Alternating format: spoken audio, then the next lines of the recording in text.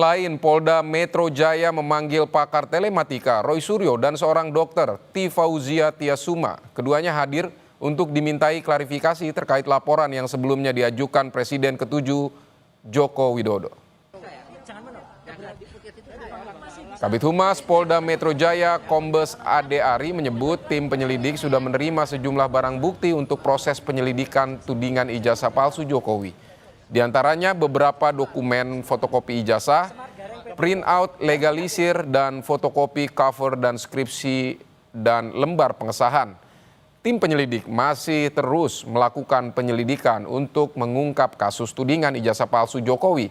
Apakah terdapat unsur pidana atau tidak?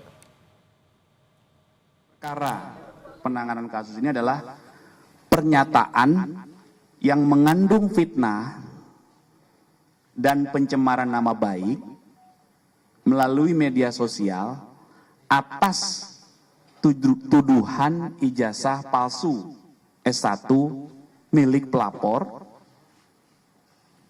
kemudian skripsi, berikut lembar pengesahan.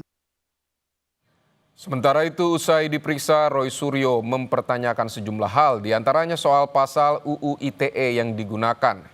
Menurutnya, pasal yang dipakai penyidik tidak seharusnya digunakan tanpa adanya bukti berupa dokumen elektronik dan tidak digunakan untuk mempidana seseorang. Pasal 311, 310, 27 ayat A, ada juga pasal yang mau dimasukkan ke dalamnya ya, pasal yang diselundupkan, saya nggak tahu menyelundupkan siapa, ya gitu. Itu pasal 32 dan 35 Undang-Undang ITE.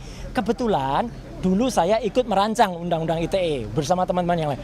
Pasal itu tujuannya, sekali lagi saya ulangi, adalah untuk transaksi elektronik supaya Indonesia itu diselamatkan dari perdagangan internasional dan kita bisa ikut. Bukan pasal untuk mempidanakan orang.